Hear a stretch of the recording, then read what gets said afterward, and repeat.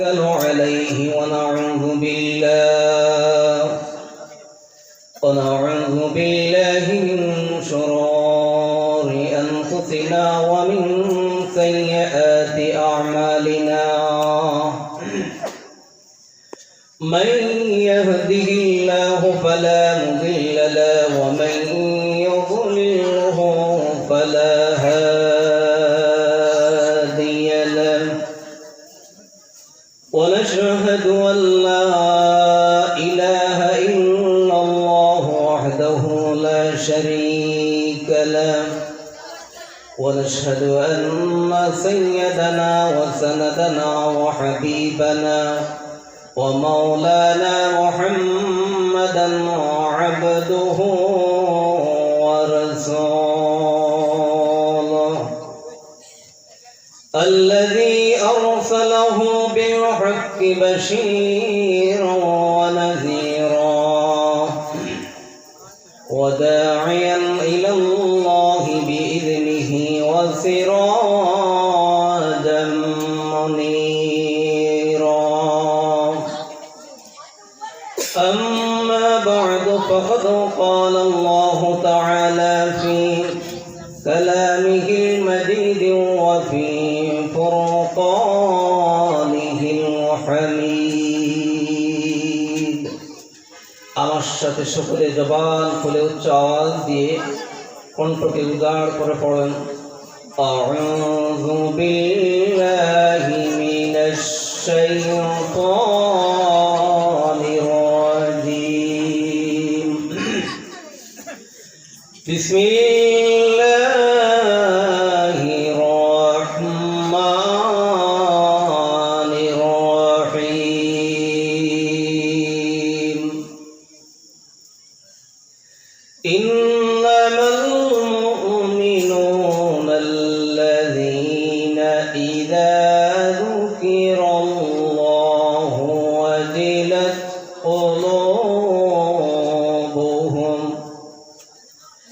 ওয়াজিলাত قلوبهم وإذا تليت عليهم آياته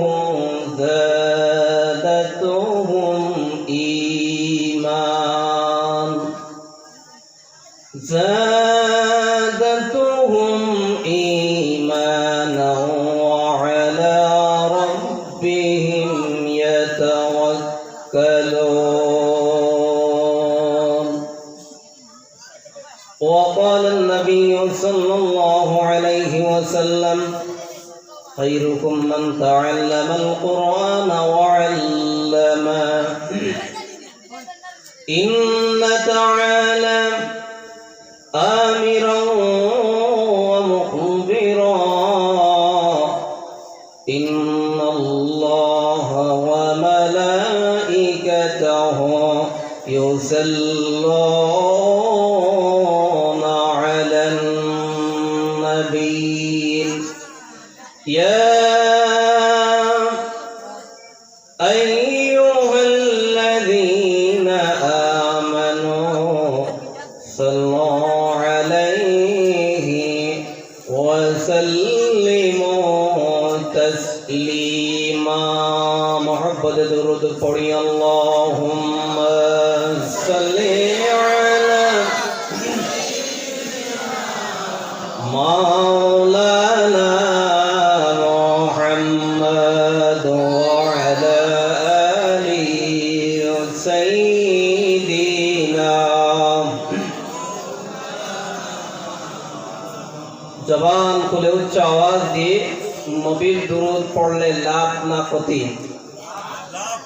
তাহলে একটু আওয়াজ দিয়ে আপনারা পড়ুন আল্লাহুম্মা সাল্লি আলা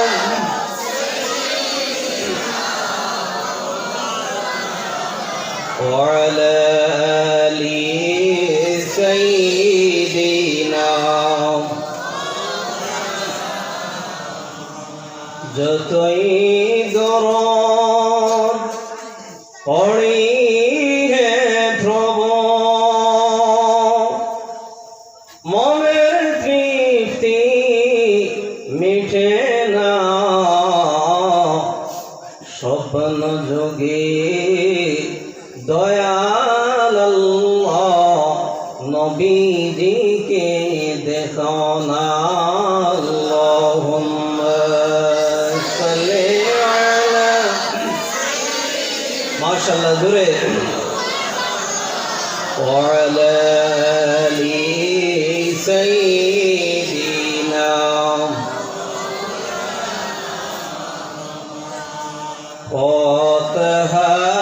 পথহারায়তি মুম্মতেরে দেখাইয়া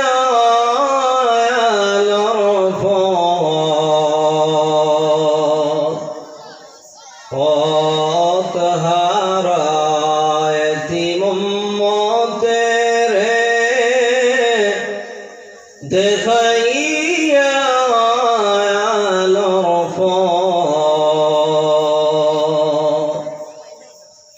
আজ যিনি সইছেন মদিনায় আমাদের নবীজি হযরত মুহাম্মদ আল্লাহুম্মা সাল্লি আলা সাইয়্যিদিনা মাওলানা মুহাম্মদ ওয়া আলা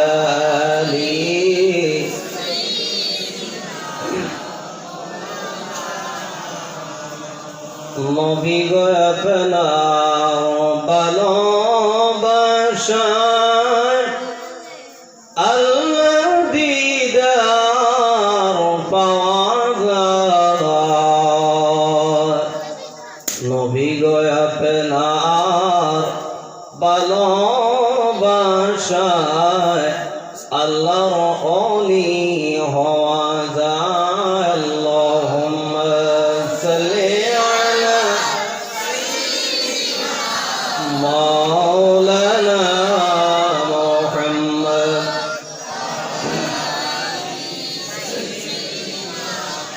একটু মোহব্বতের সবাই জবান খুলে উচ্চ আওয়াজ দিয়ে জিকির করি লা ইলাহা মাশাআল্লাহ লা ইলাহা ইল্লাল্লাহ প্রাণ খুলে জুড়ে উচ্চ কণ্ঠে আওয়াজ দিয়ে লা ইলাহা ইল্লাল্লাহ লা ইলাহা শাহাদাত জান্নাত বানাইল মনের মতন সাজাইল শাহাদাত জান্নাত বানাইল মনের মতন সাজাইল একটি কদম রাখিবার আগে একটি কদম রাখিবার আগে আল্লাহ আজরাইলকে পাঠাইল লা ইলাহা ইল্লাল্লাহ লা ইলাহা লা ইলাহা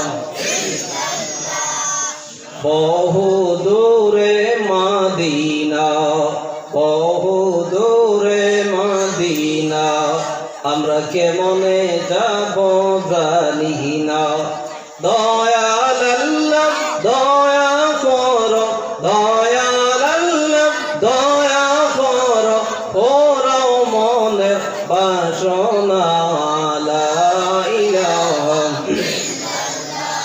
লা ইলাহা লা ইলাহা ইল্লাল্লাহ মুহাম্মাদুর রাসূলুল্লাহ সবাই বলি সাল্লাল্লাহু আলাইহি ওয়াসাল্লাম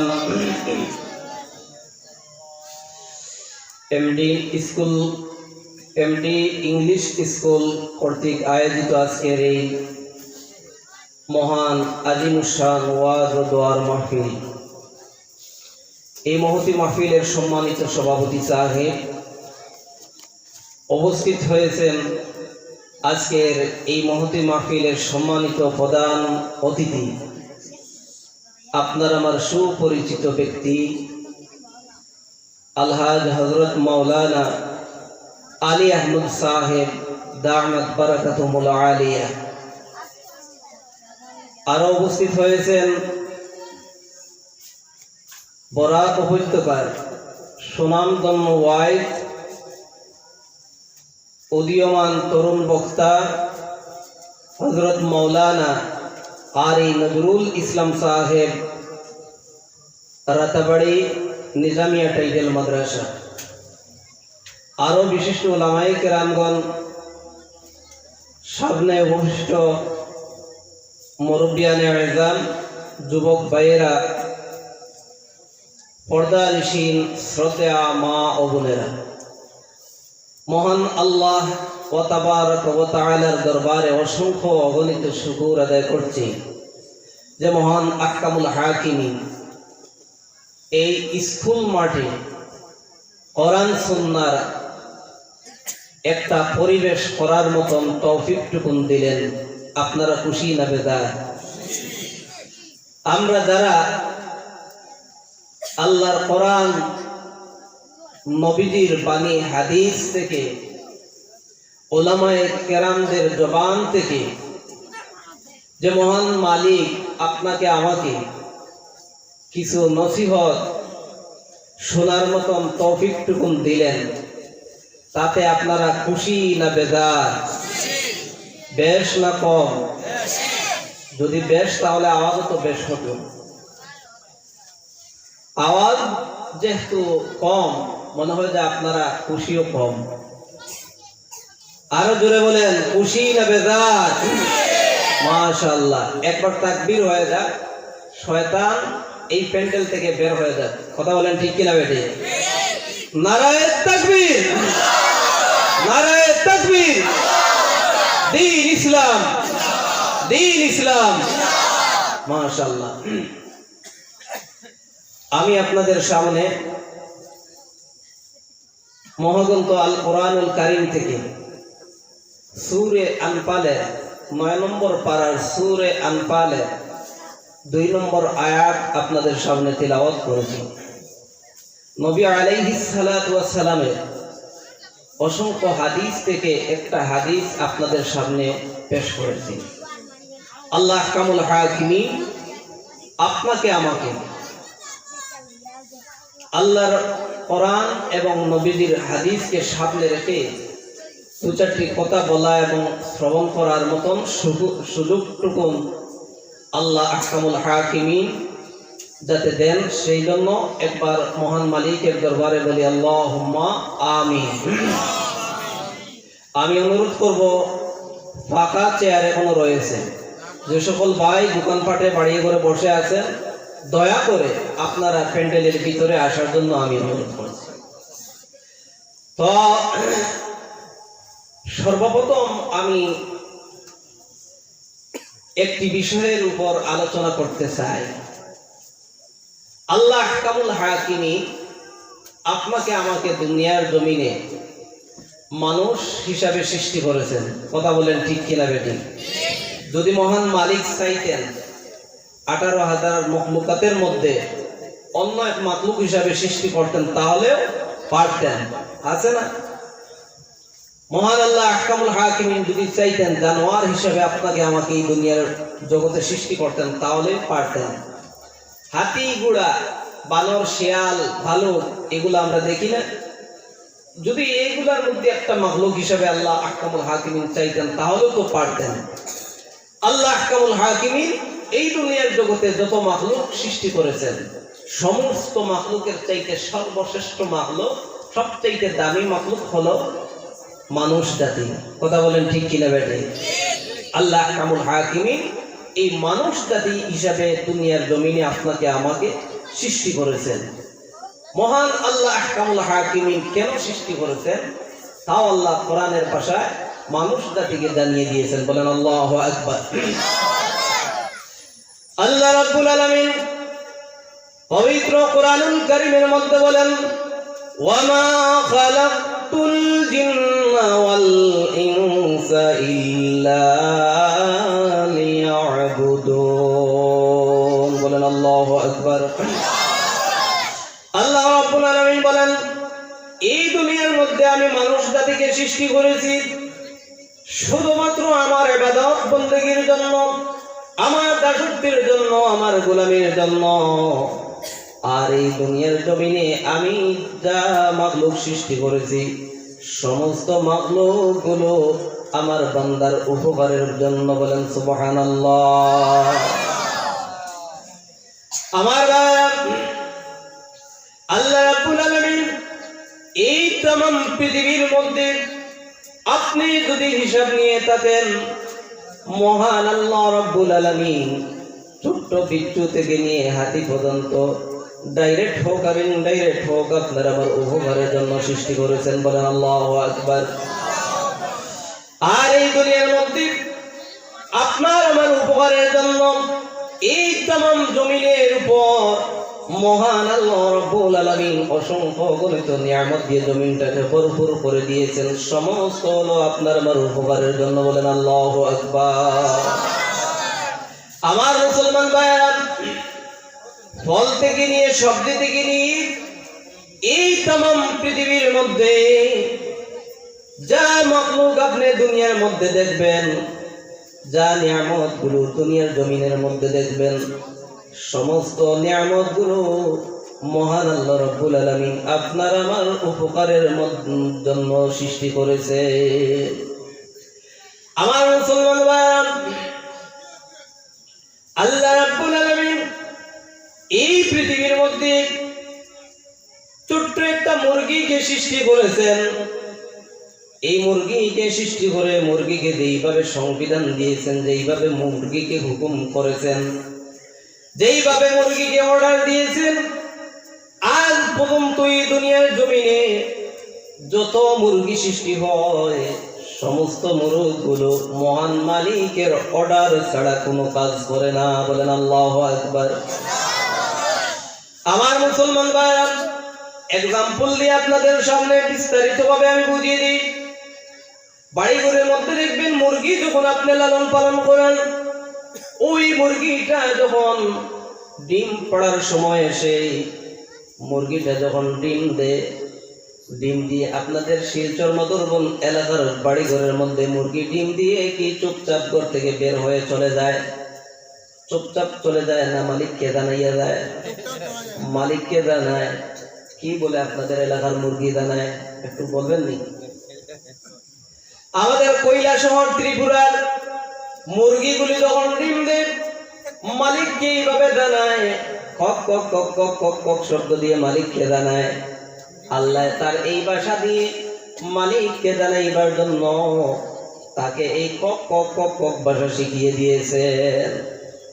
যে মহান আল্লাহ রাব্বুল আলামিন এই মুরগিকে মাখলুক হিসাবে এই দুনিয়ার মধ্যে সৃষ্টি করেছেন, আর মুরগিকে এই ভাষা যেই মহান আল্লাহ রাব্বুল আলামিন শিখিয়েছেন, কিয়ামত পর্যন্ত যত মুরগি দুনিয়ার জমিনে আসবে সমস্ত মুরগিগুলো ডিম দিয়ে মালিককে কক কক শব্দ দিয়ে জানিয়ে চলে যায়। তার কারণ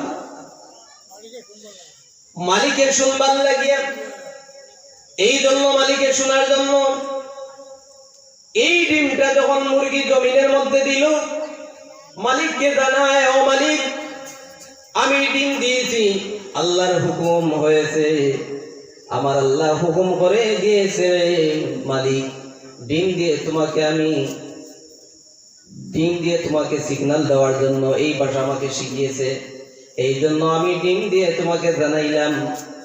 রে মালিক, এই ডিমটা মহান আল্লাহ রাব্বুল আলামিন তোমার উপকারের জন্য, তোমার ফায়দার জন্য আল্লাহ রাব্বুল আলামিন আমি মুরগিকেও সৃষ্টি করেছেন এবং এই ডিমটাও তোমার নিয়ামত হিসেবে আল্লাহ দিয়েছেন। চাহে মালিক এই ডিম তুমি বাজা করে খাও বা বয়েল করে খাও, না হয় এই ডিমটা দিয়ে তুমি বাচ্চা ফোটাও, আর একটা মুরগি বাইরে করো, বাজারে বিক্রি করো, টাকা নেও, সংগ্রহ করো, তোমার ইচ্ছা। আমার মুসলমান ভাইরা,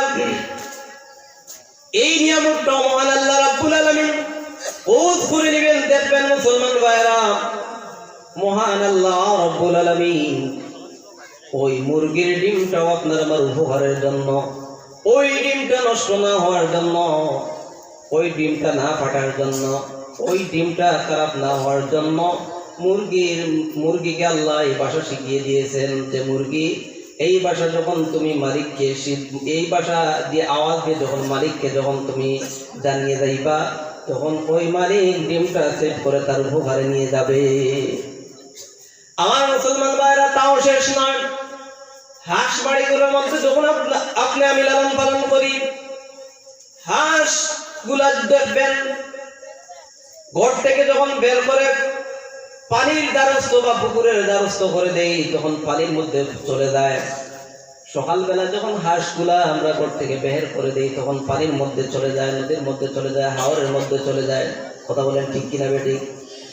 আজ পর্যন্ত কোন মুসলমান ভাই আপনাদের শিলচর মধুরবন এলাকার কোন হাঁস কি আজ পর্যন্ত পানির মধ্যে ডিম দিতে পাইছেননি? আপনারা পানির মধ্যে কোনো হাঁস ডিম দেয় কি?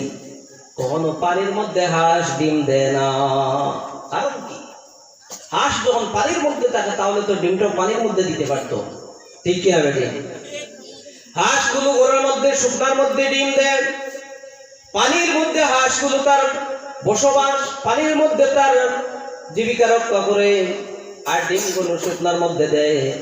আমার আল্লাহ এই হাঁসকে অর্ডার করেছে, হাঁস তুমি যদি পানির মধ্যে ডিমটা দাও তাহলে তোমার মালিক পানি থেকে ডিমটা খুঁজে পাইবে না। এই জন্য মালিকের মানুষের উপকারের জন্য আমি হাঁসকে অর্ডার করে দিয়েছি শুকনার মধ্যে ডিম দিয়ে পানির মধ্যে জীবিকা রক্ষা করতো। বলেন সুবহানাল্লাহ। আমার মুসলমান ভাইরা, এইভাবে যদি আপনি আমি খোঁজ নিতে থাকি, ছোট্ট একটা বিচ্ছু থেকে নিয়ে হাতি পর্যন্ত দেখবেন ডাইরেক্ট হোক আর ইনডাইরেক্ট হোক মানুষের উপকারের মধ্যে আসে। কথা বলেন ঠিক কিনা বেটি? আমার মুসলমান ভাইরা, কোরআনুল কারীমের মধ্যে আল্লাহ রাব্বুল আলামিন বলেন লা ইন শাকারতুম লা আযীদান্নাকুম ওয়া লা ইন কাফারতুম ইন্না আযাবি লাশাদীদ। বলেন আল্লাহু আকবার। আল্লাহ রাব্বুল আলামিন বলেন এই জমিনের মধ্যে আমার অসংখ্য অগণিত নিয়ামত পাইয়া, আমার যে সকল বান্দা আমার দেওয়া নিয়ামত পাইয়া, আমার দেওয়া নিয়ামত পাইয়া আমি মহান মালিকের দরবারে শুকরিয়া আদায় করি, আমি মহান মালিকের প্রশংসা করি, আমি মহান মালিক আমার বান্দার নিয়ামতের দরজা আরো বাড়িয়ে দেই। বলেন সুবহানাল্লাহ। আর আমার যে সকল বান্দারা আমার দেওয়া নিয়ামত পাইয়া, আমার দেওয়া নিয়ামত পাইয়া আমার কাছে না শুকর আদায় করে, আমার প্রশংসা করে না, আমার কাছ থেকে সরে থাকে, সেই সকল বান্দাদেরকে আমার নিয়ামতের দরজা বন্ধ করে দেই, আমার নিয়ামতগুলো তার কাছ থেকে ছিনিয়ে নিয়ে যাই, আর আমার আযাব দ্বারা তাদেরকে আমি কষ্ট দেই। বলেন নাউযুবিল্লাহ। আমার মুসলমান ভাই, আপনারা বলতে পারেন ছোট্ট বিচ্ছু আবার মানুষের উপকার কিভাবে করেন? বিচ্ছু যদি মানুষকে আঘাত করে তাহলে তো মানুষের ক্ষতি হয়, ধ্বংস হয়। বিচ্ছু আবার ডাইরেক্ট ইনডাইরেক্ট কিভাবে মানুষের উপকার করে, সেই বিষয়ের উপর আল্লাহর একজন ওলি, আল্লাহর মাহবুব বান্দা যখন গবেষণা করতে লাগলেন, যখন চিন্তা করতে লাগলেন বিচ্ছু মানুষের উপকারটা কিভাবে করে। আল্লাহর বান্দা আল্লাহর তামাম নিয়ামতের প্রতি যখন গবেষণা এবং ধ্যান দিয়ে আল্লাহর বান্দা যখন ফিকির নিয়ে তামাম মাখলুকাতের প্রতি যখন আল্লাহর সৃষ্টি জগতের প্রতি যখন চিন্তা ফিকির নিলেন, আল্লাহর ওলি যখন নদীর কিনারের মধ্যে দাঁড়িয়ে এইভাবে পানির উপরে কচুরি পানাগুলো ভেসে ভেসে আসতেছেন, তখন এইভাবে আল্লাহর বান্দা আল্লাহর ওলি কচুরি পানার উপর যখন তাকাইলেন, কিভাবে কি সুন্দর কচুরি পানাগুলো আস্তে আস্তে পানির উপর ভেসে ভেসে আসতেছে। হঠাৎ আল্লাহর ওলি দেখলেন নদীর কিনার থেকে কচুরি পানার উপর একটা বিচ্ছু লাফ মেরে উঠে গেল। আল্লাহর ওলি চিন্তা করলেন, মানুষ নদী পার হইতে নৌকার প্রয়োজন হয়, আর ছোট্ট বিচ্ছুটা নদীর মধ্যে ওই পানির উপর ভেসে ভেসে চলতেছে নৌকা ছাড়া। এই কচুরি পানাও তো মহান আল্লাহ রাব্বুল আলামিন তার জন্য নৌকা বানিয়ে নিয়েছেন। এই বিচ্ছুটা যখন নদীর ঢেউয়ে আস্তে আস্তে যখন মধ্য দিয়ে নিয়ে যাওয়া শুরু করতে লাগলো, আল্লাহর ওলি চিন্তা করলেন, আয় হায়, আল্লাহর কত বড় কুদরত, আল্লাহর কত বড় শক্তি। এই বিষয়টা আমি একটু চিন্তা করি, একটু দেখি কি বা কি হয়। ওই বিচ্ছুর পিছন দিয়া আল্লাহর ওলি একখানা নৌকা ভাড়া নিয়ে যখন যাওয়া শুরু করতে লাগলেন, আস্তে আস্তে আল্লাহর ওলি দেখেন ওই বিচ্ছুওয়ালা কচুরি পানাটা বেশে বেশে নদীর অন্য কিনারের মধ্যে লেগে গেছে। অন্য কিনারের মধ্যে লেগে যাওয়ার পর ওই কচুরি পানা থেকে বিচ্ছুটা লাফ মেরে আবার যাওয়া শুরু করতে লাগলো। আল্লাহর ওলি ঠিকই ওই কচুরি পানার কাছে নদীর অন্য কিনারের মধ্যে নিয়ে নৌকাটা দাঁড় করিয়ে আল্লাহর ওলি ওই বিচ্ছুর পিছন দিক দিয়া হাঁটা শুরু করতে লাগলেন।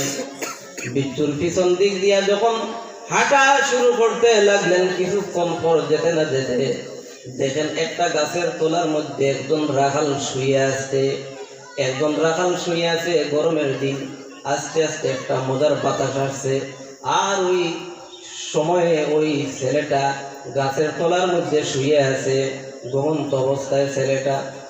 আল্লাহর ওলি আবার তাকিয়ে দেখেন একটা সাপ ওই ছেলেটার একদম সরাসরি যখন চলে আসতেছে। আল্লাহর ওলি চিন্তা করলেন, আশ্চর্য বিষয়, এই বিষয়টাকে আমি বুঝতে পারি নাই। ওই বিচ্ছুটা কচুরি পানার উপর দিয়া ওই ছেলেটার সরাসরি যাচ্ছে, আর ওই কচুরি ওই সাপটাও আবার ওই ছেলেটার সরাসরি আসতেছে। তার কারণটা কি? আল্লাহর ওলি চিন্তায় পড়ে গেলেন। হঠাৎ দেখেন ওই সাপটা রাখাল ছেলের একদম বুকের উপর উঠে গেল। এমন একটা পর্যায়ে চলে গেছে সাপ এখন নাকি আঘাত করবে।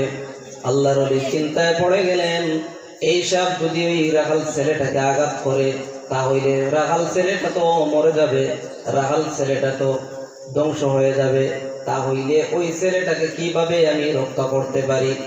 একটা ডিল হাতের মধ্যে নিয়ে এইভাবে তাকিয়ে নিলেন যে এখন ওই ডিল যদি মারি তাহলে তো ওই ছেলের উপরে যখন পড়বো ছেলেটাও তো আঘাতপ্রাপ্ত হয়ে যাবে। সাপটা না জানি আরো রাগান্বিত হয়ে ছেলেটাকে আরো ধ্বংস বেশি করবে। আল্লাহর ওলি ফাঁকে পড়ে গেলেন, চিন্তায় পড়ে গেলেন। এই সময় হঠাৎ দেখেন ওই যে সাপটা রাখাল ছেলের বুকের উপর যখন উঠে গেছে, এইভাবে আঘাত করার জন্য প্রস্তুত নিয়েছে, হঠাৎ দেখেন আল্লাহর ওলি ওই ছোট্ট বিচ্ছুটাও সাপের গর্দানের মধ্যে উঠে সাপকে এমন ভাবে একটা আঘাত করলো। সাপকে আঘাত করার সঙ্গে সঙ্গে সাপ ওই রাখাল ছেলের বুক থেকে জমিনের মধ্যে প্যারালাইসিসের রোগীর মতো পড়ে গেছে। বলেন সুবহানাল্লাহ। আমার মুসলমান ভাই, এই ঘটনা আল্লাহর ওলিকে দেখানোর উদ্দেশ্য হলো এই যে আমি ছোট্ট একটা বিচ্ছু দুনিয়ার মধ্যে সৃষ্টি করেছি, আজ ওই বিচ্ছু ইনডাইরেক্ট ভাবে ওই রাখাল ছেলের উপকার করছে। বলেন ঠিক কিনা বেটি? আমার মুসলমান ভাই, আল্লাহ ওলির অন্তরের মধ্যে জল্পনা কল্পনা শুরু হয়ে গেল। মহান আল্লাহ রাব্বুল আলামিন এই দুনিয়ার মধ্যে একটা বিচ্ছু তো অযথা সৃষ্টি করেন নাই। আল্লাহ রাব্বুল আলামিন ওই ছোট্ট বিচ্ছুটাও মহান মানুষ জাতির উপকারের জন্য সৃষ্টি করেছেন। বলেন সুবহানাল্লাহ। আমার মুসলমান ভাইরা, এইভাবে যাদের অন্তরের মধ্যে আল্লাহর প্রতি তাকওয়া এসে যায়, আল্লাহর সৃষ্টি জগতের প্রতি যখন চিন্তা ধারণা সঠিকভাবে এসে যায়, আর মওতের কথা যখন অন্তরের মধ্যে ঢুকে যায়, গুনার প্রতি যখন ঘৃণা এসে যায়, আল্লাহ রাব্বুল আলামিন সেই সমস্ত বান্দাদের অন্তরের মধ্যে তাকওয়া দিয়ে অন্তরকে পরিষ্কার করে আল্লাহ রাব্বুল আলামিন আল্লাহওয়ালা বান্দা হিসেবে কবুল করে নেয়। বলেন সুবহানাল্লাহ। আমার মুসলমান ভাইরা, তার একটা ইতিহাস রয়েছে, বাস্তব ইতিহাস। মুসলমান ভাইরা, বলদ নামক একটা শহর ছিল। ওই শহরের মধ্যে একজন প্রেসিডেন্ট ছিলেন। সেই রাজ্যের প্রেসিডেন্ট শেষ পর্যন্ত সেই রাজ্য থেকে আল্লাহর একজন মুজাদ্দিদ ওলি হয়ে আল্লাহর প্রতি অন্তরের মধ্যে তাকওয়া নিয়ে দুনিয়া থেকে চলে গেছেন। আমার মুসলমান ভাইরা, আল্লাহর ওলি ছিলেন সেই দেশের একজন প্রেসিডেন্ট। আল্লাহর ওলি সব সময় নিজ দায়িত্ব পালন করতেন আর অন্তরের মধ্যে চিন্তা নিয়ে চলাফেরা করতেন। আল্লাহ রাব্বুল আলামিন এত মহান ক্ষমতার মালিক আমাকে বানিয়েছেন, আল্লাহ রাব্বুল আলামিন এত সম্মান আমাকে দিয়েছেন। এই রাজ্যের একজন প্রেসিডেন্ট আমি যা চাই তা করতে পারি, আমাকে সবাই মেনে নেয়। আমাদের আসাম রাজ্যের মুখ্যমন্ত্রী যিনি, উনি যে আইন তৈরি করেন, সমস্ত আসাম রাজ্যের জনগণ সেই আইন মেনে নিতে বাধ্য হন। কথা বলেন ঠিক কিনা বেটি? যতই তার বিপক্ষে প্রতিবাদ হোক, শেষ পর্যায়ে বেকায়দার মধ্যে পড়ে এই আইনকে, এই সংবিধানকে মেনে নিতে হয়। কথা বলেন ঠিক কিনা বেটি? আমার মুসলমান ভাইরা, আল্লাহর ওলি বল শহরের বাদশাহ, ওনার নাম ছিল ইব্রাহিম ইবনে আদম। ইব্রাহিম ইবনে আদম রাহমাতুল্লাহি তাআলা আলাইহি এই রাজ্যের একজন প্রেসিডেন্ট ছিলেন। ওনার অন্তরের মধ্যে সবসময় আল্লাহর প্রতি চিন্তা, মওতের প্রতি চিন্তা, আল্লাহর প্রতি ডর। কবরে কোন সময় ডাক দিবে, কখন দুনিয়া ছেড়ে, এই সম্মানের চেয়ার ছেড়ে অন্ধকার কবরের মধ্যে আল্লাহর ডাকে সাড়া দিয়ে যেতে হবে, সেই কল্পনা অন্তরের মধ্যে সব সময়। আল্লাহর ওলি বল শহরের প্রেসিডেন্ট ইব্রাহিম বিন আদহাম এইভাবে চিন্তা চেতনা অন্তরের মধ্যে থাকত। হঠাৎ একদিন আল্লাহর ওলি ইব্রাহিম বিন আদহাম সারাটা দিন ক্লান্ত হয়ে নিজ দায়িত্বের মধ্যে ছিলেন। সারাটা দিন ক্লান্তর পর রাতের গভীরে যখন আরামের বিছানায় একটু বিশ্রাম নেওয়ার জন্য শুয়ে পড়লেন, বিশ্রাম নেওয়ার জন্য যখন শুয়ে পড়লেন, কবরের চিন্তা, আল্লাহর প্রতি ডর, এইভাবে যখন কল্পনা অন্তরের মধ্যে শুরু হয়ে গেল, এই মুহূর্তে যদি আমার আল্লাহ রাব্বুল আলামিন আমাকে মওত দিয়ে দেয়, আজরাইল যদি আমার মওতের সুসংবাদ নিয়ে আমার সামনে এসে যায়, কবরের মধ্যে আমি তো যাওয়া লাগবে, এই দুনিয়ার সমস্ত ছেড়ে কবরের মধ্যে যেতে হবে। এর আগে আমার মহান মাওলাকে, আমার আল্লাহকে কিভাবে পাইব? আমার আল্লাহ রাব্বুল আলামিনকে কিভাবে পাওয়া যায়? আল্লাহ রাব্বুল আলামিনকে কিভাবে পাওয়া যায়? আল্লাহকে কিভাবে রাজি করা যায়, খুশি করা যায়? সেই কল্পনা অন্তরের মধ্যে নিয়ে বাদশাহ ইব্রাহিম বিন আদহাম শুয়ে পড়লেন। চোখের মধ্যে ঘুম আসে নাই।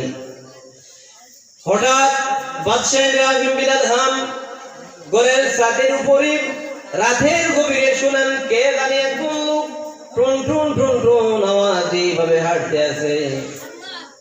যখন এই আওয়াজটা শুনলেন, বাদশাহ ঘর থেকে আওয়াজ ডাক দিয়ে বললেন, কে আমার ঘরের ছাদের উপরে এইভাবে টুন টুন টুন টুন আওয়াজ দিয়ে হাঁটো? ছাদ থেকে আওয়াজ দিলেন, বাদশাহ আমি একজন রাখাল আপনার ঘরের ছাদের উপর আসলাম। আমার মুসলমান ভাই, এই বিষয়টা একটু গুরুত্ব সহকারে বুঝার নিয়তে আপনারা শ্রবণ করবেন। এই বিষয়ের মধ্যে অনেক শিক্ষণীয় বিষয় আছে। যখন এই কথা আওয়াজ দিলেন, আমি একজন রাখাল আপনার ঘরের ছাদের উপর আসলাম, বাদশাহ ইব্রাহিম বিন আদহাম রাগান্বিত হয়ে গেলেন। রাখাল, তুমি আমার ঘরের ছাদের উপর গভীর রাতে কেন? রাগ করার কথা কি কথা না? রাখাল একজন বাদশার ঘরের ছাদের উপর। ডাক দিয়ে যখন এই কথা বললেন, রাখাল ছেলেটা উত্তর দিল, ও বাদশাহ ইব্রাহিম বিন আদহাম, আমার একটা হারানো ঘোড়া তালাশ করার জন্য আপনার ঘরের ছাদের উপর আসলাম।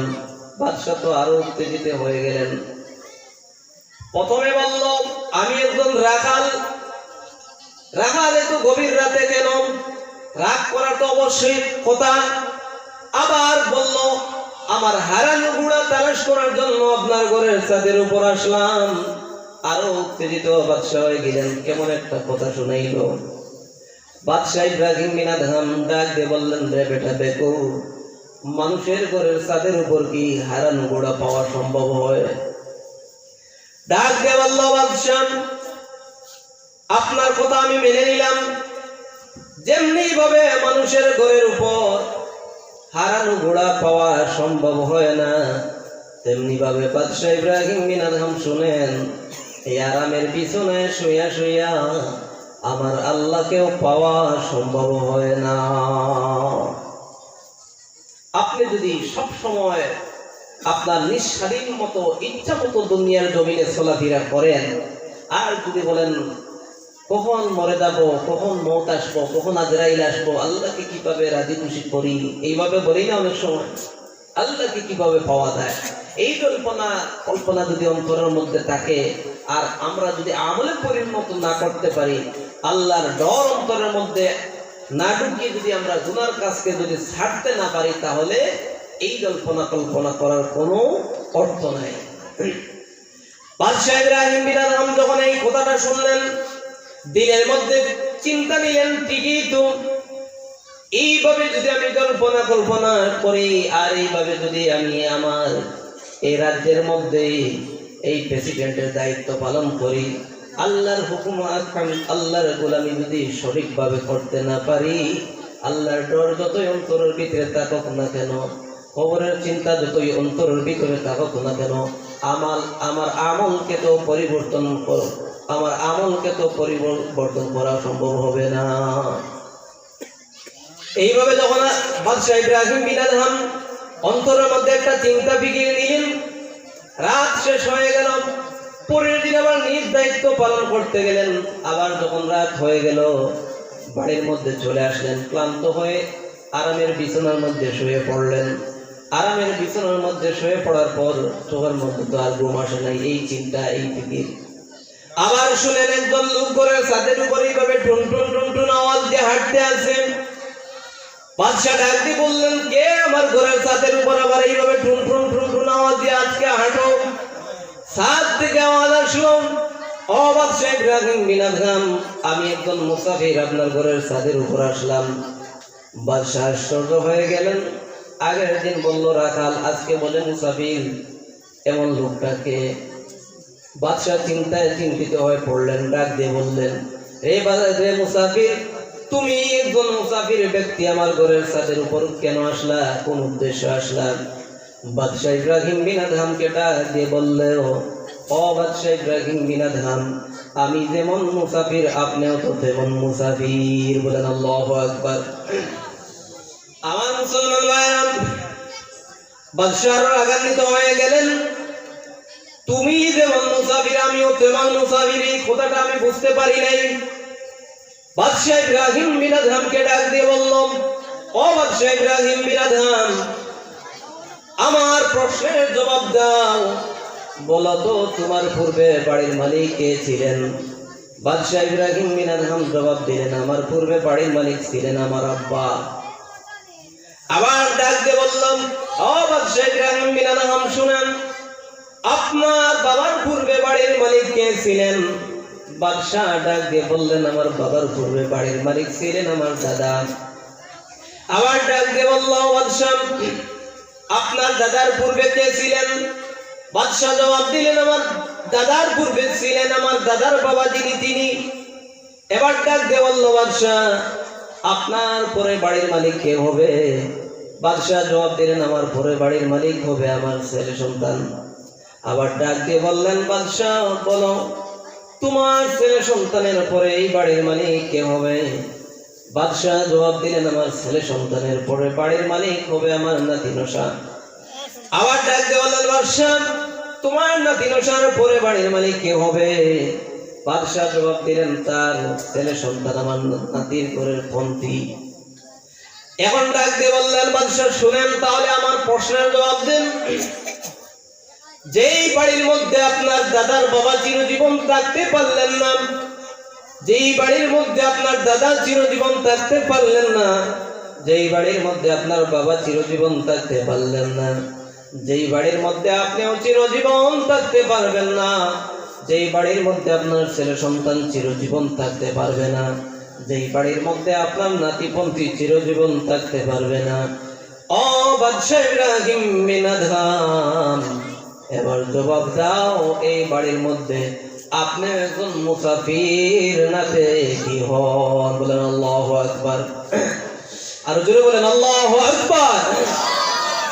আমার মুসলমান ভাই, শেষ পর্যন্ত বাদশা ইব্রাহিম বিন আদহাম ওই রাখাল এবং মুসাফিরের ছোট্ট দুটি নসিহত শুনে বাদশা ইব্রাহিম বিন আদহামের ইতিহাস খুঁজলে পাওয়া যায় জামানার একজন মুজাদ্দিদ ওলি হয়ে, আল্লাহওয়ালা মানুষ হয়ে বাদশা ইব্রাহিম বিন আদহাম তার আমল সংশোধন করে দুনিয়ার মধ্যে থেকে বিদায় নিয়ে গেছেন। বলেন সুবহানাল্লাহ।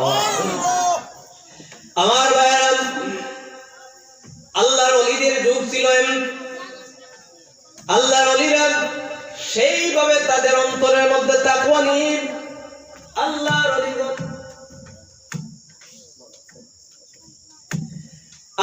ওলিগণ তাদের অন্তরের মধ্যে ঈমানি তাকওয়া নিয়ে দুনিয়ার জমিনে তাদের হায়াত নামক সময়টাকে চালিয়ে গিয়েছেন। তারা নিশ্চয় আল্লাহর তৈরি জান্নাত লাভ করে গেছেন। বলেন সুবহানাল্লাহ। আমার মুসলমান ভাইরা, জানের পূর্বে সাহাবায়ে কেরামদের যুগে সাহাবায়ে কেরামদের ইতিহাস যদি খুঁজেন, দেখবেন সাহাবায়ে কেরামরা তাদের জীবন যাপন কত সুন্দরভাবে কাটিয়েছেন। তাদের অন্তরের মধ্যে আল্লাহর প্রতি কিভাবে তাকওয়া ছিল। তারা ছিল আপনার গরিব, কেউ ছিল কালো, কেউ ছিল ফর্সা, বিভিন্নভাবে বিভিন্ন ব্যতিক্রম ছিল। আমার মুসলমান ভাইরা, তাদের মধ্যে যদি খুঁজেন, দেখেন তাদের কেমন ঈমানি পাওয়ার ছিল আর আল্লাহর প্রতি তাদের কেমন তাকওয়া ছিল। এই দুনিয়ার মধ্যে ছিলেন একজন তাকওয়াওয়ালা ব্যক্তি, ওনার নাম ছিল হযরতে বেলাল রাদিয়াল্লাহু তাআলা আনহু। আল্লাহর নবীর প্রিয় একজন সাহাবী ছিলেন হযরতে বেলাল রাদিয়াল্লাহু তাআলা আনহু। আল্লাহর নবীর একজন প্রিয় সাহাবী ছিলেন, উনি ছিলেন মসজিদে নববীর একজন মুয়াজ্জিন। কিন্তু এই বিলাল ছিলেন একজন টুকটুকে কালো লোক। হযরতে বেলালের জিহ্বা ছিল কাটো, জবান দিয়ে স্পষ্টভাবে কথা বলতে পারতেন না। হযরতে বেলালের দাঁতগুলো ছিল এলোমেলো, পায়ের মোড়াগুলো ছিল ফাটা ফাটা, দেখতে টকটকা কালো ছিল হযরতে বেলাল, কিন্তু অন্তর ছিল পরিষ্কার, টকটকে সাদা ছিল অন্তর। আল্লাহর নবীর প্রিয় সাহাবী হযরতে বেলাল মসজিদে নববীর মুয়াজ্জিন ছিলেন।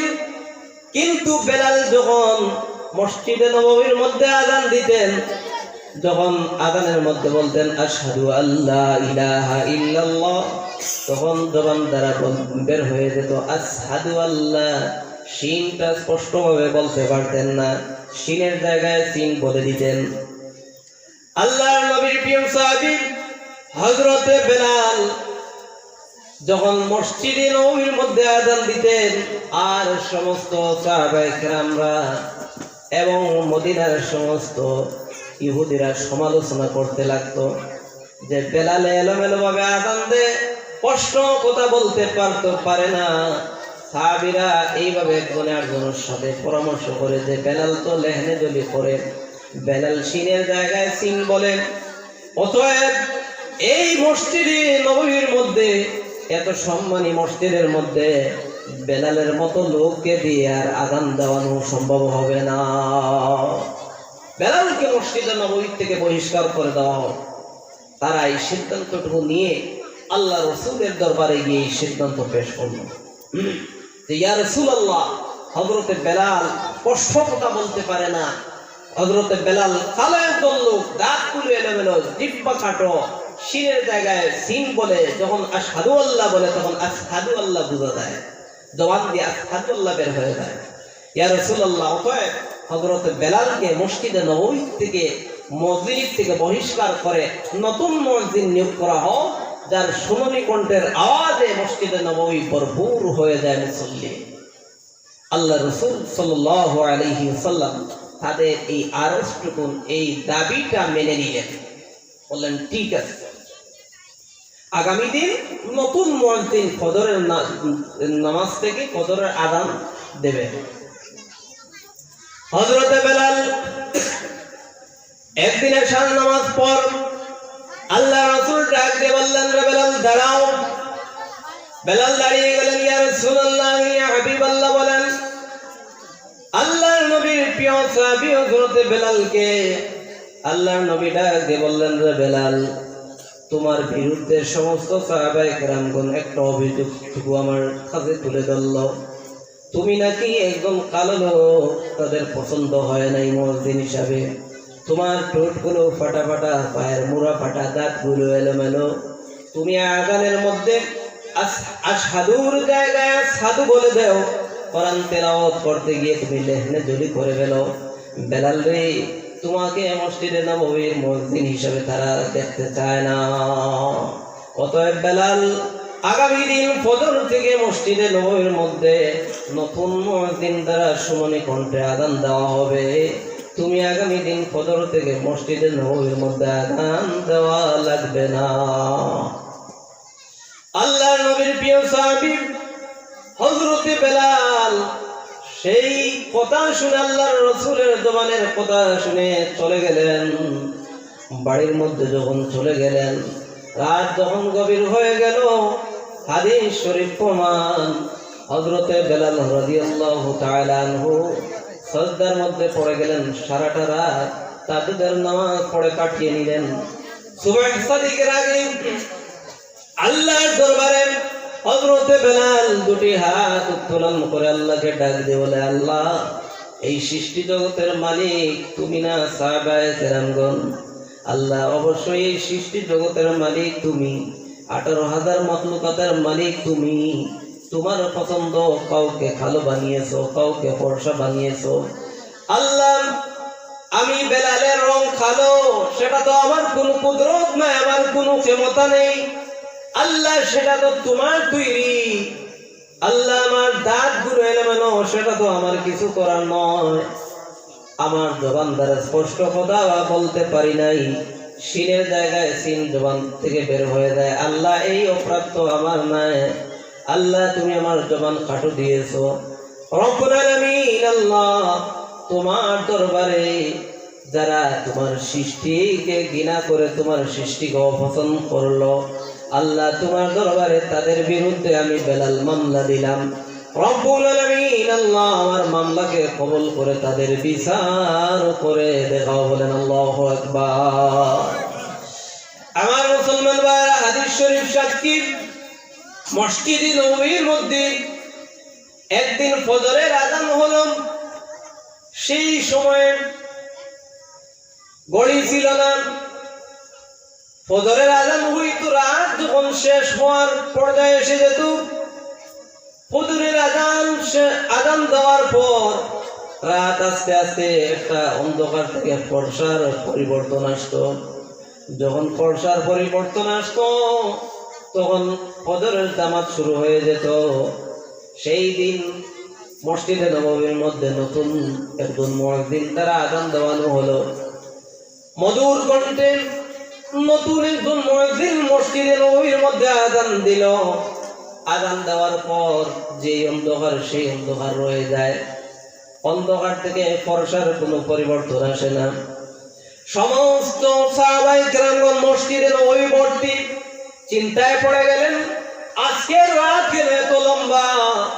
প্রতিদিন যখন আযান দেওয়া হইতো, আস্তে আস্তে একটা ফর্সা ভাব চলে আসতো। রাত শেষ হওয়ার সময় এসে যেত, মসজিদে নববীর মধ্যে জামাত শুরু হয়ে যেত। আজকে কেন রাত এত লম্বা? রাত কেন ফর্সা হয় নাই? দীর্ঘক্ষণ বসতে বসতে সমস্ত সাহাবায়ে কেরামগণ চিন্তায় পড়ে গেলেন। আল্লাহ রাসূলকে একজনের পর একজন আয়েশা জিজ্ঞাসা করেন, ইয়া রাসূলুল্লাহ, ইয়া হাবিবাল্লাহ, আল্লাহর নবী গো, আজকের রাত কেন এত লম্বা? রাত কেন শেষ হয় না? রাত কেন শেষ হয় না? রাত কেন ফর্সার আবির্ভাব দেখা যায় না? আল্লাহর রাসূল কোনো জবাব দেন নাই, চুপচাপ আল্লাহর রাসূল বসে আছেন। সঙ্গে সঙ্গে জিবরাইল আমিন এসে আল্লাহর রাসূলের কানের মধ্যে আওয়াজটুকু দিলেন, ইয়া রাসূলুল্লাহ, ইয়া হাবিবাল্লাহ, আল্লাহর নবী, হযরত বেলালের তাকওয়াওয়ালা আযানের সুরে মদিনার সমস্ত প্রাণীগুলো আল্লাহর দরবারে সিজদা করতে থাকে। ইয়া রাসূলুল্লাহ, ইয়া হাবিবাল্লাহ, আমি আল্লাহর কসম করে বলছি, যতক্ষণ পর্যন্ত মসজিদে নববীর মধ্যে হযরত বেলালের তাকওয়াওয়ালা আযান না হবে, ইয়া রাসূলুল্লাহ, এই অন্ধকার রাত থেকে আর সকাল হওয়ার সম্ভব হবে না। বলেন সুবহানাল্লাহ। আমার মুসলমান ভাই, আল্লাহর রাসূল হযরত বেলালকে ডাক দিয়ে বললেন, রে বেলাল, তোমার আযান তুমি শোনাও, আযান দাও। হযরত বেলাল রাদিয়াল্লাহু তাআলা আনহু এসে যখন আযান দান করলেন, আযান দেওয়ার সঙ্গে সঙ্গে অন্ধকার থেকে ফর্সার পরিবর্তন আসছে। বলেন সুবহানাল্লাহ। আমার মুসলমান ভাই, আল্লাহর প্রতি তাদের কেমন তাকওয়া ছিল, আল্লাহর প্রতি প্রেম ভালোবাসা কেমন ছিল, আল্লাহর প্রতি তাদের মহব্বত কেমন ছিল, আল্লাহ রাব্বুল আলামিন তাদেরকে কেমন কবুল করেছিলেন, এই হলো তাদের ইতিহাস। মুসলমান ভাইরা, তাও শেষ নয়, আল্লাহর ওলিদের ইতিহাস বুঝলে, আল্লাহর ওলিদের সাথে যদি আপনি থাকেন, আল্লাহর ওলিদেরকে যদি ফলো করেন, আল্লাহর ওলিদের সঙ্গে যদি আপনি সুসম্পর্ক রাখেন, তাহলে দেখবেন আল্লাহর ওলিদের সুসম্পর্ক রাখার কারণে আপনার ইমানের মধ্যে একটা ভোল্টেজ তৈরি হয়ে যাবে। আপনার ইমানের মধ্যে একটা ইমানি পাওয়ার অন্তরের মধ্যে আল্লাহর প্রতি তাকওয়া ঢুকে যাবে। বলেন সুবহানাল্লাহ। আমার মুসলমান ভাই, আল্লাহর একজন ওলির খাদেম ছিলেন দুইজন। আল্লাহর ওলির সঙ্গে সবসময় থাকতেন, থাকার মধ্যে কল্পনা। একদিন ডাক দিয়ে বলল, ওগো আল্লাহর ওলি, শুনেন, আপনি যখন এই দুনিয়ার মধ্যে থেকে চলে যাবেন, আপনার খেলাফতি কার হাতের মধ্যে দেবেন? আল্লাহর ওলি জবাব দিলেন, আমি একটা পরীক্ষা নেব, এই পরীক্ষার মধ্যে যিনি পাস করবেন তিনি আর হাতের মধ্যে আমার খেলাফতি, আমার দায়িত্ব ভারপ্রাপ্ত আমার সমস্ত তুলে দিয়ে যাব। তারা দুইজন রেডি হয়ে গেলেন যে পরীক্ষা আমরা দুইজন নিব, আমরা দুইজন পরীক্ষা নেব। আল্লাহর ওলি তাদেরকে পরীক্ষা দিলেন। পরীক্ষাটা কিভাবে শুনেন। আল্লাহর ওলি ডাক দিয়ে বললেন, ঠিক আছে তোমরা পরীক্ষা দিবা? বলে হ্যাঁ, আমরা তৈরি আছি, পরীক্ষা দিব। আল্লাহর ওলি বললেন, যাও দুটি কবুতর নিয়ে আসো। জিতা দুটি কবুতর তাদের হাতের মধ্যে তুলে দিলেন, দিয়ে বললেন, এমন একটা জায়গার মধ্যে যাইবা, এই জায়গার মধ্যে আসমান জমিনের মধ্যেও কেউ যাতে না দেখতে পারে। আপনাদের বুঝে আসছে? আল্লাহর ওলি তাদের কি ইমান পরীক্ষার জন্য, ইমান মজবুত আছে কিনা, ইমান ঠিক আছে কিনা, এই পরীক্ষার দেওয়ার জন্য আল্লাহর ওলি এই পরীক্ষা নিতেছেন। আল্লাহর ওলি ডাক দিয়ে বললেন, এই জিতা দুটি কবুতর এমন একটা জায়গায় নিয়ে জবাই করে নিয়ে আসবা, যেই জায়গার মধ্যে নিলে পরে আসমান জমিনের মধ্যেও যাতে কেউ না দেখতে পারে। একজন লোক দৌড় মারল, ঘরের মধ্যে ঢুকে গেছি, দরজা বন্ধ করে নিল, জানলা বন্ধ করে নিল, ঘরের সুইচ অফ করে দিল। অন্ধকার ঘরের মধ্যে সব লোকদেরকে তাড়িয়ে দিল। ঘরের মধ্যে ঢুকে এই কবুতরটা হাতের মধ্যে নিয়ে, হাতের মধ্যে একটা ছুরি হাতের মধ্যে নিয়ে কবুতরটা জবাই করে নিয়ে আল্লাহর ওলির কাছে আবার চলে গেল। তার মনের মধ্যে যে এই ঘরের মধ্যে যখন আমি ঢুকছি, ঘরের লাইট বন্ধ করে দিলাম, ঘরের লোকজনকে বের করে দিলাম, জানলা বন্ধ করলাম, দরজা বন্ধ করলাম, আল্লাহর ওলি বলছেন আসমান জমিনের মধ্যে কেউ যাতে না দেখতে পারে, কেউ তো দেখে নাই। আল্লাহর আরো একজন বান্দা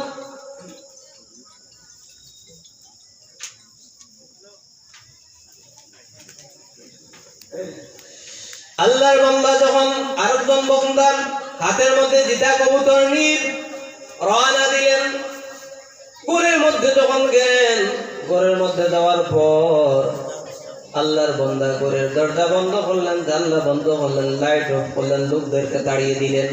কিন্তু অন্তরের মধ্যে এই চিন্তা ফিকির, অন্তরের মধ্যে কে জানি এইভাবে বলতেছে যে আল্লাহর বান্দারে ঘরের লোকজনকে ঠিকই বের করে দিছো, মেনে নিলাম। লাইট বন্ধ করে দিছো, দরজা বন্ধ করে দিছো, জানলা বন্ধ করে দিছো, কিন্তু কেউ দেখে নাই একজন ব্যক্তি দেখনেওয়ালা আছেন, যিনি হলেন তোমার আমার সৃষ্টিকর্তা মহান আল্লাহ রব্বুল আলামিন। বলেন আল্লাহু আকবার।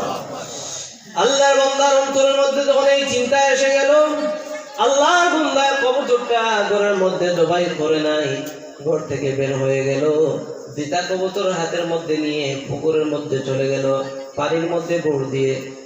সেই জায়গার মধ্যে তার দিলের মধ্যে এই চিন্তা ফিকির চলে আসলো, কে জানি আমাকে এইভাবে বলে, এই পানির ভিতর দিয়াও আল্লাহ রাব্বুল আলামিন দেখে। এই পুকুর থেকে উঠে আল্লাহর বান্দা জঙ্গলের মধ্যে চলে গেল।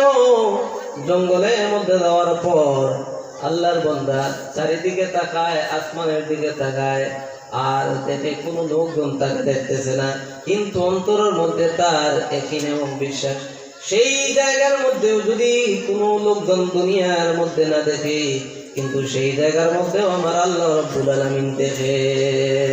যেটা কবুতর নিয়ে আল্লাহর ওলির কাছে যখন চলে গেল, আল্লাহর ওলির কাছে যেটা কবুতর নিলেন, নিয়ে এইভাবে ধরে দাঁড়িয়ে আছে। আল্লাহর ওলি ডাক দিয়ে বললেন, এই লোকটা কবুতরটা জবাই করে নিয়ে আসলো, তুমি জবাই করতে পারলা না কেন? সে বলে বলল, আল্লাহর ওলি গো, ঘরের মধ্যে যখন ঢুকলাম আমার অন্তরের মধ্যে এই চিন্তা এসে গেল, এই ঘরের মধ্যেও যদি জবাই করে নেই, দুনিয়ার কেউ দেখবে না, কোনো পোকা মাকড়ও দেখবে না, কিন্তু সেই ঘরের মধ্যে আমার দেখনেওয়ালা একজন আছেন, তিনি হলেন আল্লাহ রাব্বুল আলামিন। বলেন সুবহানাল্লাহ। ও আল্লাহর ওলি, পুকুরের মধ্যে যখন আমি পড়ে গেলাম, পুকুরের মধ্যে পড়ে গিয়ে আমি যখন কবুতরটা জবাই করে নিতে চাইলাম, সেখানেই আমার অন্তরের মধ্যে চিন্তা, পানির ভিতরেও তো আল্লাহ রাব্বুল আলামিন দেখে। জঙ্গলের মধ্যে চলে গেলাম, জঙ্গলের মধ্যে যাওয়ার পর সেখানের মধ্যে আমার অন্তরে চিন্তা এসে গেল, এই জঙ্গলের মধ্যে দুনিয়ার কোনো মানুষ দেখবে না, আকাশের দিকে তাকাই কোনো পশু পঙ্খিও দেখি না, কোনো শিয়াল কুকুর কোনো কিছুই দেখি না, কিন্তু দেখনাওয়ালা একজন এই জঙ্গলের ভিতরেও আমার আল্লাহ রাব্বুল আলামিন দেখে। আল্লাহর ওলি গো, আপনি যেভাবে অর্ডার করেছেন আসমান জমিনের মধ্যেও কেউ যাতে না দেখতে পারে, কিন্তু আমার অন্তরের মধ্যে আমার আল্লাহ রাব্বুল আলামিন তো দেখে, আমি তো বই করতে পারি নাই। আল্লাহর ওলি তাকে সার্টিফিকেট দিয়ে দিন, তোমার ইমানটা হলো সঠিক ইমান, তোমার ইমানটা হলো একদম পরিপূর্ণ ইমান, তুমি হলে একদম আল্লাহওয়ালা ব্যক্তি। ওনাকে সার্টিফিকেট দিয়ে দিলেন, কারণ তার অন্তরের মধ্যে আল্লাহর প্রতি তাকওয়া। ও মুসলমান ভাইরা, তেমনি ভাবে যদি আমাদের অন্তরের মধ্যে সেইভাবে তাকওয়া এসে যায়, আমাদের অন্তরের মধ্যে যদি এই চিন্তা এবং এই ফিকির এসে যায়, মুসলমান ভাইরা, গুনার কাজ যখন সামনে আসবো, আর যদি অন্তরের মধ্যে এই চিন্তা চেতনা এসে যায়, এই গুনার কাজ আমি করতে পারবো। আল্লাহ আমার শরীরের মধ্যে বাহাদুরি দিয়েছেন, শক্তি দিয়েছেন, কিন্তু এই শক্তি তো চিরজীবন থাকবে না, এই ক্ষমতা থাকবে না, এই পাওয়ার থাকবে না, এই শক্তি কিছুই থাকবে না, আমার একদিন চলে যাবে। এই মুহূর্তে যদি আমি গুনার কাজটা করে ফেলি, তাহলে কিয়ামতের কঠিন ময়দানে আল্লাহ রাব্বুল আলামিন এই গুনার বিচার করবে। এই যদি ডর অন্তরের মধ্যে আসে, আর এই গুনার কাজ থেকে যদি আমরা বিরত থাকতে পারি, এটাই হলো আল্লাহর প্রতি তাকওয়া। আমার মুসলমান ভাইরা, মানুষ এইভাবে যদি অন্তরের মধ্যে চিন্তা নেয়, আর যদি আল্লাহর প্রতি ভয় অন্তরের মধ্যে এসে যায়, অবশ্যই মানুষ গুনার কাছ থেকে বাঁচতে পারবে। আমার মুসলমান ভাইরা, আল্লাহ রাব্বুল আলামিন এই দুনিয়ার মধ্যে আপনাকে আমাকে হায়াত নামক যেই সময় দিয়েছেন, হায়াত নামক সময় দিয়ে আল্লাহ রাব্বুল আলামিন বলেছেন, ও বান্দা, দুনিয়ার মধ্যে তোমাদেরকে আমি গোলামির জন্য পাঠিয়েছি। মুসলমান ভাইরা, আল্লাহ রাব্বুল আলামিন সূরা মুলকের মধ্যে বলেন, আল্লাযী খালাকাল মাউতা ওয়াল হায়াতা লিয়াবলুয়াকুম আইয়ুকুম আহসানু আমালা। আমি দুনিয়ার মধ্যে আমার বান্দার আমলের পরীক্ষা নেব। আমলের পরীক্ষাটা মুসলমান ভাইরা কিভাবে আল্লাহ রাব্বুল আলামিন নেবেন, একটা এক্সাম্পল দিয়ে বলি।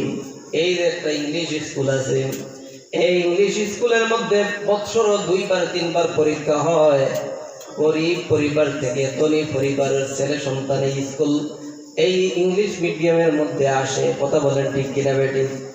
কেউ ভালো পোশাক পরিধান করে আসে, কেউ একটু দুর্বল পোশাক পরিধান করে আসে, কেউ হাতের মধ্যে দামি কলম নিয়ে পরীক্ষার মধ্যে আসে, কেউ আবার কম দামি কলম নিয়ে পরীক্ষার হলের মধ্যে পরীক্ষা দেওয়ার জন্য আসে, কেউ গাড়ি চড়ে পরীক্ষার হলের মধ্যে পরীক্ষা দেওয়ার জন্য আসে, কেউ আবার হেঁটে হেঁটে পরীক্ষার হলের মধ্যে পরীক্ষা দেওয়ার জন্য আসে।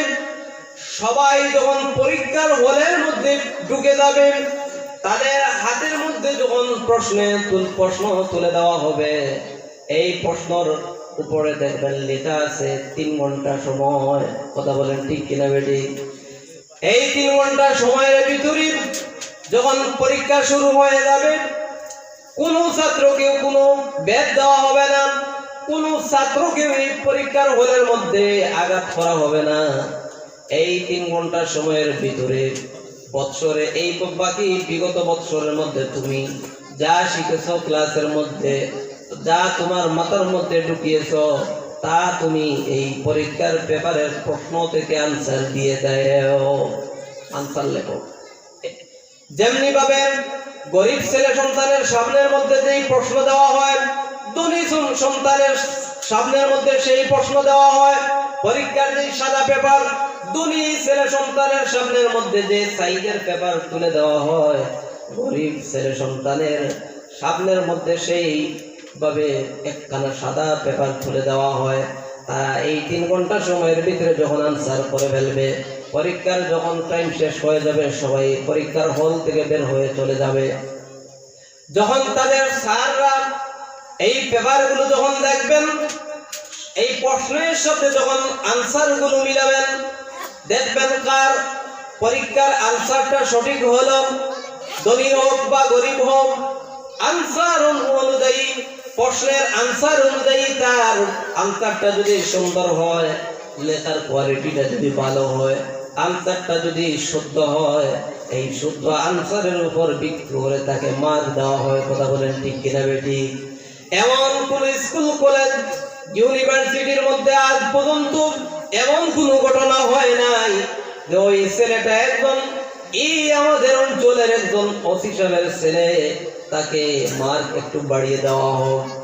এমন কাজ আজ পর্যন্ত হয় নাই যে এই ছেলেটা একজন রিক্সা চালকের ছেলে, ওই ছেলেটার আনসারটা সঠিক হয়েছে কিন্তু তাকে মার্ক কম দেওয়া হোক, সে একটা রিক্সা চালকের ছেলে। আজ পর্যন্ত এমন কোনো ব্যতিক্রম ঘটে নাই। আমার মুসলমান ভাইরা, তেমনি ভাবে এই দুনিয়ার মধ্যে আল্লাহ রাব্বুল আলামিন হায়াত নামক সময় দিয়ে আপনাকে আমাকে দুনিয়ার মধ্যে সৃষ্টি করেছেন। আর হায়াত নামক সময়টা দিয়েছেন মহান আল্লাহ রাব্বুল আলামিন। আপনি আমি এই হায়াত নামক সময়ের ভিতরে পরীক্ষা দিব। আল্লাহ রাব্বুল আলামিন পরীক্ষা দিবেন, সেই পরীক্ষাটা হলো আমলের পরীক্ষা। এই আমলের পরীক্ষা দিবেন আল্লাহ রাব্বুল আলামিন। আপনার কাছ থেকে আমার কাছ থেকে পরীক্ষা নেবেন নামাজের মাধ্যমে। আল্লাহ রাব্বুল আলামিন পরীক্ষা নেবেন রুকুর মধ্যে গিয়ে আমার বান্দা আমার প্রতি কেমন তাকওয়া অন্তরের মধ্যে নিয়ে সুবহান রাব্বিয়াল আযীম পাঠ করেছে। সাজদার মধ্যে গিয়ে আমার বান্দা আমার প্রতি অন্তরের মধ্যে তাকওয়া নিয়ে আমাকে রাজি খুশি করার জন্য আমার বান্দা সাজদার মধ্যে গিয়ে সুবহান রাব্বিয়াল আলা পাঠ করেছে। মুসলমান ভাইরা, এই দিলের খবর অন্তরের মধ্যে কি নিয়ে নামাজের মধ্যে দাঁড়িয়ে আছি আমার মুসলমান ভাইরা, সেই চিন্তা সেই টুকুন থেকে আল্লাহ রাব্বুল আলামিন আপনার আমার আমলের পরীক্ষা দিবেন। বলেন সুবহানাল্লাহ। আমার মুসলমান ভাইরা, তেমনি ভাবে আমাদের আমল যদি সংশোধন করতে পারি, অবশ্যই আল্লাহ রাব্বুল আলামিন আপনার আমার যে আমলের পরীক্ষা নেবেন, সেই আমলের পরীক্ষা মহান আল্লাহ তাআলার দরবারে দিয়ে আমরা অবশ্যই জান্নাত লাভ করতে পারবো। বলেন সুবহানাল্লাহ। আমার মুসলমান ভাইরা, এই হায়াত নামক সময় আল্লাহ রাব্বুল আলামিন আপনাকে আমাকে দান করেছেন। এই হায়াত নামক সময়টা হলো দুনিয়ার মধ্যে থাকা অবস্থায় আমরা আমলের পরীক্ষা দিব মহান মালিকের দরবারে, আর আল্লাহর তৈরি জান্নাত লাভ করব। বলেন আল্লাহু আকবার। মুসলমান ভাইরা, এই হায়াত নামক সময় যখন শেষ হয়ে যাবে তখন আর আফসোস করে লাভ হবে না। ও মুসলমান ভাইরা, সব সময় অন্তরের মধ্যে সেই চিন্তা এবং ধারণা নিতে হবে কখন আল্লাহ রাব্বুল আলামিন আমাকে ডাক দিবেন, মওত আমার সামনে যখন চলে আসবে তখন এই দুনিয়া ছেড়ে আমার কবরে যাওয়া লাগবে। আল্লাহর নবীর কোন সাহাবী আল্লাহর রাসূলকে ডাক দিয়ে বলল, ইয়া রাসূলুল্লাহ, ইয়া হাবিবাল্লাহ, ও আল্লাহর নবী, আমার হায়াত নামক সময়টা কেমন? আল্লাহ রাব্বুল আলামিন কতদিন দিয়েছে? আল্লাহ রাব্বুল আলামিন কেমন লম্বা দিয়েছে না বাড়তি দিয়েছে সেটা যদি বুঝতে পারতাম তাহলে এই সময়ের ভিতরে আমাদের আমলটাকে সংশোধন করে জান্নাত লাভ করতে পারতাম, সম্ভব হইতো। আল্লাহ রাসূল ডাক দিয়ে বললেন, রে সাহাবী, হায়াত নামক সময়ের একটা বর্ণনা শুনে যাও। আল্লাহ রাসূল ডাক দিয়ে বললেন সাহাবীকে, ও সাহাবী, হায়াত নামক সময়ের বর্ণনাটা হলো এই, দুনিয়ার মধ্যে মসজিদের মধ্যে যখন আযান হয়, আযান হওয়ার পর যখন মসজিদের মধ্যে জামাত শুরু হয়ে যায়, বলো তো রে সাহাবী, আযান থেকে মসজিদের মধ্যে জামাত শুরু হয়ে যাওয়ার সময় কেমন থাকে? আল্লাহর রাসূলের সাহাবী ডাক দিয়ে বলল, ইয়া রাসূলুল্লাহ, ইয়া হাবিবাল্লাহ, ও আল্লাহর নবী, এই সময়টা তো বেশিক্ষণ থাকে না, অল্প সময় থাকে। আমাদের বর্তমান যুগে 15 মিনিট সময় দেওয়া হয়। কথা বলেন ঠিক না বেটি? জুমাবারে হয়তো আধা ঘন্টা সময় দেওয়া হয়, না হয় স্বাভাবিকভাবে 5 ওয়াক্ত নামাজের জন্য আযানের পর 15 মিনিট সময় তাকে জামাত শুরু হয়। আল্লাহর নবী ডাক দিয়ে বললেন, এই যে অল্প সময় দেওয়া হয়, এই সময়ের ভিতরে তৈয়ার হয়ে ওযু পড়ে মসজিদের জামাতের মধ্যে শরীক হওয়ার জন্য এই সময় দেওয়া হয়। ও সাহাবী শোনো, দুনিয়ার মধ্যে মানুষের আযান হয়ে গেছে, কবরস্থানের মধ্যে যাওয়ার পর আর আযানের কোনো প্রয়োজন হয় না। রে সাহাবী, তোমার দিলের মধ্যে এই চিন্তা, এই ফিকির থাকতে হবে, দুনিয়ার মধ্যে তুমি এসেছো, তোমার আযান হয়ে গেছে, যখন দুনিয়া থেকে বিদায় নিয়ে তোমার মওত যখন চলে আসবো তখন তুমি অন্ধকার কবরের মধ্যে যাওয়া লাগবে। হে সাহাবী, আযান থেকে নামাজ শুরু হওয়া পর্যন্ত যেই সময়, সেই সময়টা হলো মানুষের হায়াত নামক সময়। বলেন সুবহানাল্লাহ। এই জন্য মুসলমান ভাইরা দেখবেন, মানুষ যখন দুনিয়ার মধ্যে একটা ছেলে সন্তান আপনার জন্ম হয় তখন তাকে আযান শোনানো হয়, ইকামত শোনানো হয়। কথা বলেন ঠিক কিনা বেঠিক? আর সমস্ত নামাজের আযান হয়, কিন্তু দেখবেন জানাজার নামাজ যখন শুরু হয় তখন জানাজার নামাজের মধ্যে গিয়ে, কবরস্থানের মধ্যে গিয়ে কোনো আযান এবং ইকামতের প্রয়োজন হয় না। কথা বলেন ঠিক কিনা বেঠিক? আযান এবং ইকামতের প্রয়োজন হয় না। কেন? আযান এবং ইকামত তো হয়েই গেছে, এখন শুধু নামাজ বাকি আছে। মুসলমান ভাইরা, তেমনি ভাবে আপনার আমার অন্তরের মধ্যে তাকওয়া নিয়ে এই দুনিয়ার মধ্যে আমাদের আমলকে সংশোধন করতে হবে। আমাদের আযান হয়ে গেছে, দুনিয়ার মধ্যে এসেছি, এখন শুধুমাত্র নামাজটা বাকি আছে। এই আযান থেকে নামাজ পর্যন্ত যত সময়, যে সময়টা, এই সময়টা হলো আপনার আমার হায়াত নামক সময়। বলেন সুবহানাল্লাহ। আমার মুসলমান ভাইরা, তেমনি ভাবে আমাদের আমলকে মজবুত করতে হবে। আমরা আমলের মতো যদি আমল সংশোধন করতে পারি, আমরা আমলের মতো আমলকে যদি পরিপূর্ণ করতে পারি, কবর পর্যন্ত আমরা এই আমল দ্বারা সাহায্য পেয়ে যাব। বলেন সুবহানাল্লাহ। কবর পর্যন্ত যদি আমরা আমলের মতো আমল সংশোধন করতে পারি, আমল মজবুত করতে পারি, তাহলে 4টা আমল আপনার আমার কবর পর্যন্ত সাহায্যকারী হয়ে যাবে। এই আমলটুকু শুনবেন।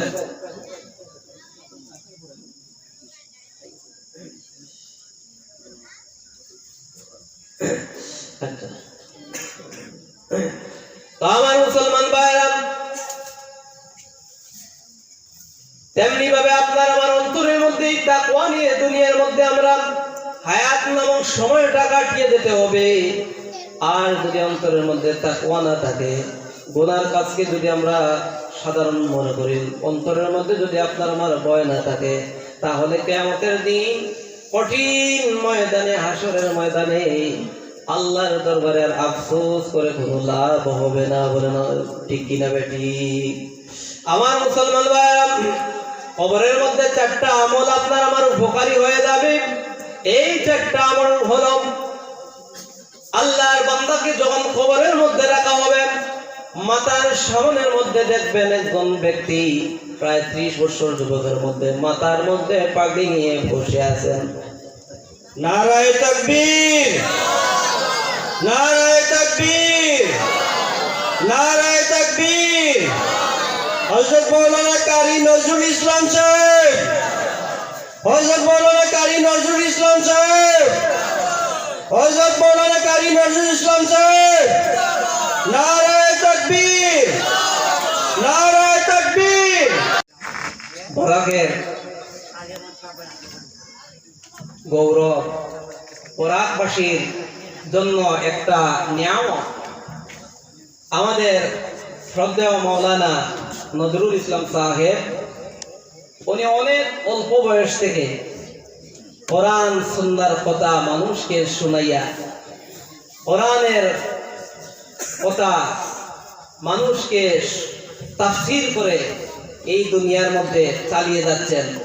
আমরা ওনার জন্য দোয়া করি, আল্লাহ রাব্বুল আলামিন ওনাকে যাতে আরো দীর্ঘ হায়াত দান করেন। সকলে বলি আল্লাহুম্মা আমিন।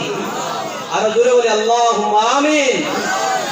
হযরত মাওলানা নজরুল ইসলাম সাহেব আপনাদের সামনে এসে গেছেন, তাই আপনারা খুশি না বেজার? তাহলে বাড়িঘরের মধ্যে বসে থাকেন, দোকানপাটের মধ্যে বসে থাকেন। খুশি হলে আপনারা প্রমাণ করে দিবেন, এই প্যান্ডেলটাকে ভরপুর করে দিবেন। কোনো একটা বেঞ্চ, কোনো একটা চেয়ার খালি থাকবে না। কথা বলেন ঠিক কিনা বেটি? এই খুশি হওয়ার বাস্তব প্রমাণ হবে। তাই তো আমার শ্রদ্ধেয় বড় ভাই, আমাদের সাথে খুবই সম্পর্ক। বরাতের মধ্যে আপনাদের সামনে একজন উদীয়মান বক্তা, ওনার কাছ থেকে মানুষ অনেক উপকার পায়, মানুষকে উনি অনেক বিনোদন দিয়ে থাকেন। আমি কয়েকদিন আগে ভাইয়ের কাছে একটা ডেট চেয়েছিলাম, এখন পর্যন্ত ডেট পাই নাই।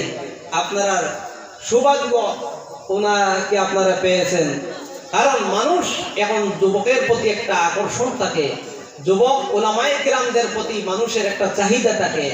আর যুবক উলামায়ে কেরাম যেইভাবে মানুষদেরকে ওয়াজ করে উপহার দিয়ে থাকেন, তেমনি ভাবে বয়স্ক উলামায়ে কেরামগণ সেইভাবে যুবকদের মনের মধ্যে সেইভাবে উপহার দেওয়া সম্ভব হয় নাই। এজন্য আমার বড় ভাই শ্রদ্ধেয় মাওলানা কারি নজরুল ইসলাম সাহেব আপনাদের সামনে এসে গেছেন। তাই আমি আমার আলোচনাকে মনে হয় যে এখানেই শেষ করাটা উচিত হয়ে যাবে। কথা বলেন ঠিক কিনা বেটি? যদি আল্লাহ রাব্বুল আলামিন সময় সুযোগ করে দেন, তাহলে কোথাও হয়তো আপনাদের সামনে দেখা হইতে পারে। তো অনেক উলামায়ে কেরামগণ আপনাদের সামনে আলোচনা করে গেছেন। আর তাছাড়া আপনাদের আকাঙ্ক্ষিত একজন মেহমান হযরত মাওলানা আলী আহমদ সাহেব, ওনার পরে তিনি আলোচনা করবেন। আমি আর সময়টাকে নষ্ট করতে চাইতেছি না, এখানের মধ্যে আমার আলোচনা সমাপ্ত করে নিচ্ছি। ওয়া আখিরি দাওয়ানা আলহামদুলিল্লাহি রাব্বিল আলামিন। আসসালামু আলাইকুম ওয়া রাহমাতুল্লাহি ওয়া বারাকাতুহু।